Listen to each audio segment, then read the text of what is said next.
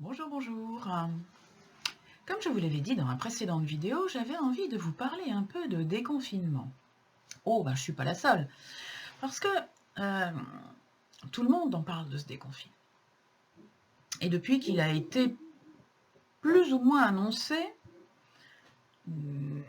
d'ailleurs, il y a une chose qui est complètement passée inaperçue dans le discours du président de la République, c'est que la date du 11 mai était une date potentielle de déconfinement, à condition de plein de choses. Mais les conditions tout d'un coup ont sauté, tout le monde se précipite sur l'info, on déconfine le 11 mai. Et là, on est en train d'assister à quelque chose de fantastique. Les réseaux sociaux sont quelque chose de merveilleux pour l'étude de l'être humain, j'avoue. On voit arriver des gens qui commencent à s'organiser pour aller manifester. Des gens qui commencent à vous envoyer des pétitions pour attaquer le ministre de ceci, le gouvernement, le machin, le truc. Des gens qui commencent à vous parler de il va falloir supprimer les congés payés, les dimanches, les samedis, les nuits, pour redresser l'économie, revenir à une économie forte, etc. etc. D'autres qui vous disent ah ben non, non, non, il n'est pas question de travailler plus, parce que moi, là, après tout ce temps de confinement, je vais avoir besoin d'aller en vacances. D'autres qui vous disent je vais avoir besoin d'aller voir ma famille, je vais avoir besoin d'aller... Et là, finalement, on est en train de monter les blancs en neige, là. Tout le monde est en train d'exacerber ces gestes. Évidemment, je ne vous parle pas du mouvement écologiste de tout poil, toutes tendances confondues, qui réattaque sur vous voyez, on vous l'avait bien dit, c'est l'activité humaine qui fout en l'air le climat et qui occasionne le réchauffement, comme si on ne le savait pas. Bon, ok. Et là, qu'est-ce que tout le monde est en train de faire, ou presque? Pas tout à fait tout le monde, heureusement. Mais qu'est-ce que la majorité des gens sont en train de faire? Ils sont en train exactement de retomber dans leur vieux démon. C'est-à-dire qu'ils ont mis en suspens, plus ou moins, pendant le temps du confinement, leur façon d'être. Et là, en sortie de confinement, ils vont recommencer de plus belle, la même chose. Et c'est ça le problème. Et le problème, il est dans le problème. Vous avez des gens qui, pendant toute la durée du confinement, vous ont dit, en fait, le problème, c'est pas maintenant le confinement, le problème, c'est pas ce qu'on vit, le problème, c'était ce qu'on a vécu avant. Ouais, là-dessus, je suis d'accord. Qu'est-ce qui nous a amené à cette épidémie, à cette pandémie? Quel que soit notre niveau d'analyse, qu'on analyse ça au niveau le plus matériel ou qu'on analyse ça au niveau le plus spirituel, avec tous les intermédiaires. Qu'est-ce qui nous a amené à ça? Oui, c'est notre comportement d'avant. Alors là, d'accord. Donc, qu'est-ce que la logique la plus bêtement mathématique, la plus bêtement matérialiste, la plus bêtement diabolique voudrait qu'on en tire comme conclusion? C'est qu'il ne faut pas recommencer comme avant. Et là, ce qui est génial, c'est que même les gens qui sont d'accord avec il ne faut pas recommencer comme avant, ils sont en train de recommencer avec les mêmes discours qu'avant, leurs mêmes théories qu'avant, leurs mêmes moyens d'agir comme avant. En vous disant, on vous l'avait bien dit que c'était le capitalisme qui allait pas, on vous l'avait bien dit que c'était la société économique qui allait pas, on vous l'avait bien dit que c'était les finances qui allaient pas, donc il va falloir qu'on recommence comme avant, on va encore faire des marches, on va encore gueuler, on va encore négativer, on va encore balancer plein l'atmosphère des émotions d'agressivité, de je déteste mon voisin, tous mes voisins, les uns parce qu'ils sont trop perchés, les autres parce qu'ils ne le sont pas assez, les uns parce qu'ils croient en quelque chose, les autres parce qu'ils croient en rien, les uns parce qu'ils ont trop de fric, les autres parce qu'ils en ont pas assez et qu'on leur en donne. Ouais. Et on est dans le projet de recommencer tout comme avant. Alors, vas-y que je te mets sur internet des théories du complot, vas-y que je te mets sur internet des vidéos d'illuminés qui le sont de plus en plus, certaines personnes que je nommerai pas, qui vivent en Polynésie, sous les tropiques, avec zéro Covid autour d'eux, aucun problème de masque et surtout pas de problème de fric, et qui donnent des conseils aux gens qui sont entassés à 12 dans un HLM et dans une pièce de 20 mètres carrés. sais pas moi, mais moi je donne pas de conseils. Je dis des choses qui me paraissent évidentes, après chacun les prend ou les prend pas. Mais si on se plaint de la situation telle qu'elle est, et qu'on ne change pas la situation, parce qu'on attend toujours que ce soit les autres qui changent. Il faut que ce soit le gouvernement qui change, il faut que ce soit le voisin qui change, il faut que ce soit le patron qui change, il faut que ce soit mon père, ma mère, mon fils, ma fille, et la tête, alouette. Il faut toujours que ce soit les autres qui changent. Mais moi, bah non. Non, parce que moi je suis dans le juste. Donc j'ai pas besoin de travailler sur moi.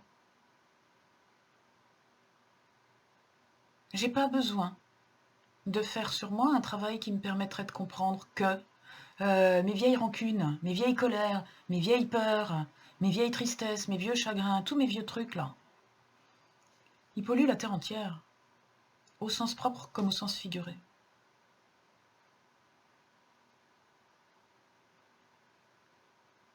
La seule chose qu'il y a à faire, comme le disait Voltaire, c'est d'aller cultiver son jardin. Et ce qu'il disait Voltaire en disant ça, c'est pas je vais planter mes radis. Voltaire, il disait je vais travailler sur moi. Un travail intérieur qui sera au niveau de ce que j'ai prévu de faire, au niveau de ce que je dois faire. Ça, on s'en fiche. Ce qui est important, c'est d'aller nettoyer ce qu'on a à nettoyer à l'intérieur. Si on a des peurs, on travaille dessus, pour pas contaminer les autres. Si on a des colères, on travaille dessus, pour arrêter de cracher sur tout le monde. S'il vous plaît, les coléreux, crachez dans votre coude. Merci. S'il vous plaît. Les chagrineux, les tristes. Vos projets de fin du monde, si vous pouviez les pleurer à domicile sans éclabousser les autres, ce serait super chouette. Et les peureux qui ont peur de mourir, qui préfèrent que ce soit les autres qui meurent. Mais si vous pouviez garder vos peurs pour vous, déjà, on serait moins mal à l'aise, il y aurait moins de mal-être partout. Puis après, il y a les inconscients. Je suis bien d'accord. Aller à la plage, aller faire la fête dans des bars clandestins, quand on essaye, quand on a un mot d'ordre qui est d'essayer de limiter la propagation du virus, on peut discuter le mot d'ordre. Le problème n'est pas là. Le problème, c'est que pour le moment, il y a un mot d'ordre, donc on le respecte. Parce que si on a fait ça, si le gouvernement français a pris cette décision-là, il n'est pas le seul d'ailleurs, il y a des tas de gouvernements dans le monde qui ont pris cette décision-là, c'est que ces pays-là n'étaient pas en mesure de faire comme les pays qui ont pris d'autres dispositions. Il y a des pays qui n'ont pas confiné, mais ces pays-là, s'ils n'ont pas confiné, c'est parce qu'ils savent qu'ils pouvaient résoudre le problème sans confiner. Ils le savent, ils connaissent leur peuple, ils connaissent leurs moyens techniques, ils savent qu'ils peuvent ne pas confiner. Nous, on sait très bien qu'on ne peut pas en France. On ne peut pas demander aux Français de respecter. Le Français est profondément irrespectueux. On ne peut pas demander aux Français de respecter une consigne d'éloignement social. On ne peut pas laisser le Français en liberté dans les rues. Il ne mettra pas de masque. Il ne va pas arrêter de serrer des mains. Il ne va pas arrêter d'éternuer à la figure des autres. Il va pas... Non, ça, il ne sait pas le faire, le Français. C'est pas un Vietnamien, c'est pas un Sud-Coréen, il ne sait pas le faire. C'est pas un Suisse, il ne sait pas tout nettoyer. C'est pas un Islandais, un Norvégien ou un Suédois qui a une conscience collective aiguë. Ça, il ne sait pas faire, le Français. Alors, il faut qu'il soit confiné. Bon. Et ben alors, on respecte le confinement. Point. Même si on n'est pas d'accord. On n'est pas d'accord avec le gouvernement actuel? Non, moi non plus, je ne suis pas d'accord avec le gouvernement actuel. Et moi, j'ai des raisons de ne pas être d'accord avec le gouvernement actuel. J'ai pas voté pour lui. Mais tous les gens qui ne sont pas d'accord avec le gouvernement actuel, personne n'a voté pour lui? Comment ça se fait qu'il a été élu, alors? Où sont les gens qui ont voté pour lui? Pourquoi ils râlent? Non, bah alors arrêtez de râler, s'il vous plaît. La prochaine fois que vous irez mettre un bulletin dans l'urne, réfléchissez avant. Parce que ça, c'était téléphoné. Ok? Oui, on perd de l'argent. Quand on en a. Oui, on perd beaucoup de temps. Mais ça permet d'en gagner. Oui, on perd beaucoup de vie. Ça, c'est vrai.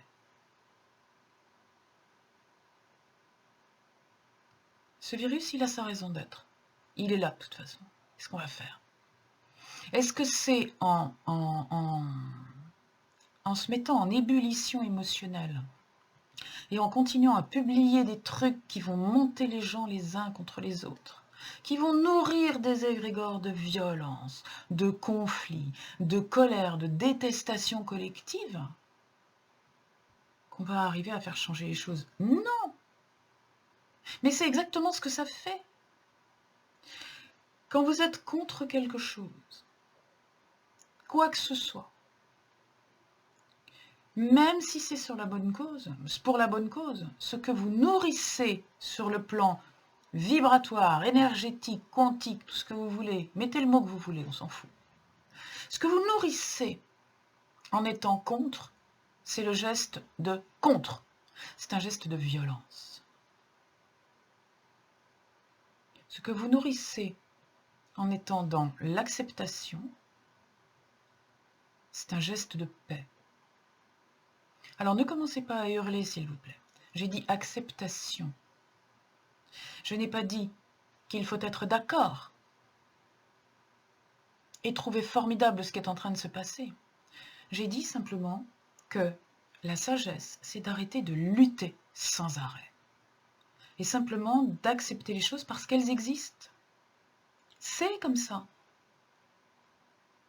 Là, maintenant, on ne peut plus rien faire. C'est comme ça.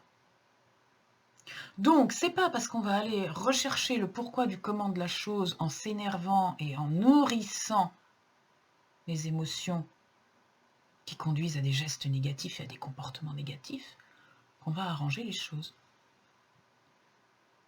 Non. Donc, s'il vous plaît, moi, je vous demande une chose. Vous ferez bien sûr ce que vous voudrez, comme toujours. Mais ce que je vous demande, c'est d'essayer de vous ouvrir à la possibilité d'arrêter de réagir de manière épidermique sans arrêt. Et de ne pas vous projeter dans l'avenir. Et de ne pas faire de projets combatifs qui vont encore nourrir toute cette négativité. Oui, les patrons qui projettent de faire travailler les employés 3 fois plus, évidemment, leur motivation principale, c'est de ne pas perdre d'argent. Mais d'un autre côté, il faut voir aussi que ces gens-là, vous les aimez pas, c'est pas grave. Si votre patron, il perd tellement d'argent qu'il est obligé de fermer sa boutique, qui est-ce qui va être chômeur? Bah oui. C'est clair. Donc on ne peut pas non plus seulement passer son temps à cracher sur les autres.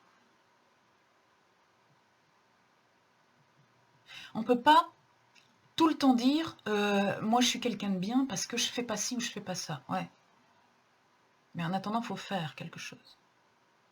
Et le faire le plus important en ce moment, ça n'est pas un faire dans la matière.